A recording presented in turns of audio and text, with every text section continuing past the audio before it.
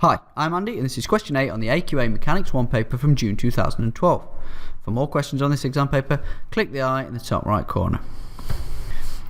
In question 8, a particle is launched from point A on a horizontal surface with a velocity of 22.4 meters per second at an angle theta above the horizontal.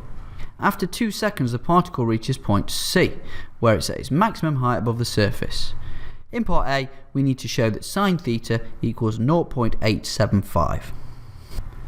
To start this question, we're going to write down our suvat values in a vertical direction. At point C, we don't currently know how high it is, so we leave that unknown. U is going to be a component of this 22.4, and as we are going vertically and the angle is not included, that will be 22.4 sine theta. The final velocity at the top in a vertical direction will be 0 because it will just have stopped and be about to come back down. The acceleration is the opposite direction to the velocity, so we put that down as minus 9.8 meters per second squared. And we're told it takes 2 seconds. So we need an equation that involves these 4 quantities because we've got an unknown in here for u. So I'm going to use v equals u plus at. So we get 0 equals 22.4 sine theta minus 9.8 times 2. 9.8 times 2 is 19.6, and if we move that to the other side, we get 22.4 sine theta is equal to 19.6. So to find sine theta, we just need to do 19.6 divided by 22.4. And that gives us 7/8 or 0.875 as required. In part B, we need to find the height of the point C above the horizontal surface. So because the particle is at the same point as in part A, we can use our values of suvat in part A. As I now know sine theta, I could actually use any suvat equation involving s to get the answer here. But the one I'm going to use is s equals half u plus v multiplied by t. So in this case, we get a half of u. Well, u is just 22.4 multiplied by sine theta, which we've worked out as 0.875. And then we're going to add v, which is add 0. And then multiplied by the time, which is 2. So we've got half times 2, which is 1. So that leaves us with 22.4 times 0.875. Use your calculator if you want to work this out, but it's just the reverse of what we did up here. So the answer to this is just going to be 19.6 meters. In part C, it says the particle returns to the surface at point B. Find the distance between A and B. So to find the distance between A and B, I need to work horizontally. As there's no acceleration when we're working horizontally, we just need the values of s, u and t. In this case, s is what we're trying to find. U is going to be 22.4 cos theta. And for the time in this question, we can use a shortcut because it takes twice as long to get to A to B as it does from A to C. So if A to C takes 2 seconds, A to B is going to take 4 seconds. A word of caution with this shortcut, it will only work when A and B are on the same horizontal level. If B was below, then it would take longer to get from C to B than A to C. So be careful when you're using the fact that we've just used.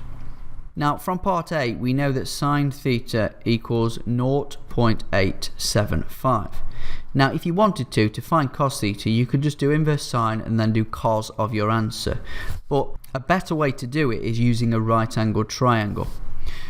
0.875, as we saw on the calculator, was from 7/8. And if we draw a right angled triangle and think about what sine theta really means, we can say that the opposite over hypotenuse will be 7/8. So to find the third side, we use Pythagoras. 8 squared is 56, 7 squared is 49, and the difference between those is 15. So the length of this side here is root 15. So that means that cos theta is adjacent over hypotenuse, or root 15 over 8. So our value for u will be 22.4 multiplied by root 15 over 8. So to find the displacement from A to B, we need to do velocity times time. So we've got 22.4 root 15 over 8 multiplied by 4.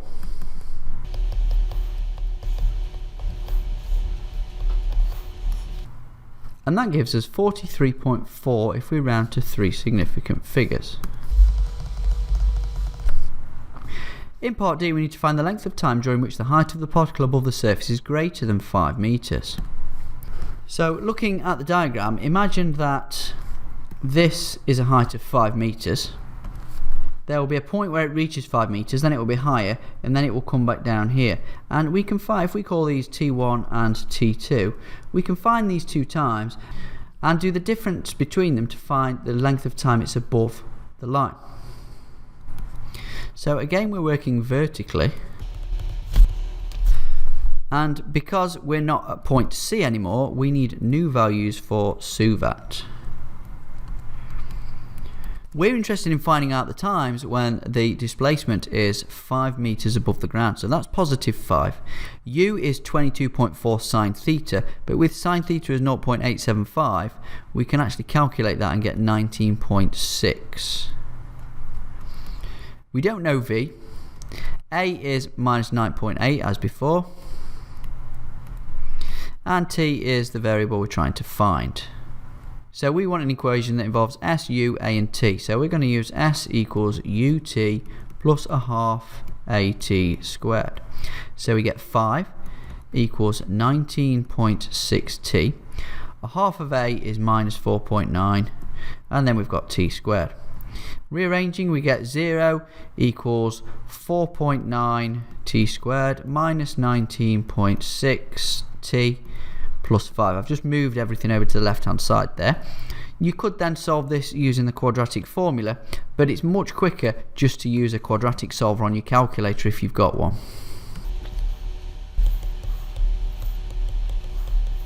So our two values for T are 14 plus root 146 over 7 and 14 minus root 146 over 7.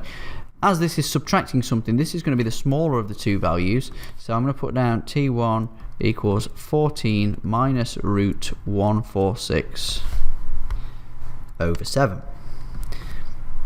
And T2 as 14 plus root 146 over 7. So to get the total time, we would do T2 minus T1,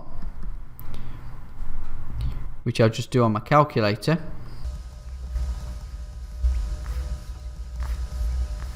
And that gives me a time of 3.45 if I round to 3 significant figures. Finally, in E, we need to find the minimum speed of the particle. Remember, at any point during the projectile's motion, it has a vertical component of velocity and a horizontal component of velocity. The horizontal component is always the same, the vertical component changes, and the vertical component is the least when it's at the top, when v equals 0. Okay, so at the top, when we got the horizontal component equal to 0, we can say that the minimum speed is going to be 22.4 times cos theta, which we worked out earlier as root 15 over 8. And that gives us 10.8 meters per second to 3 significant figures.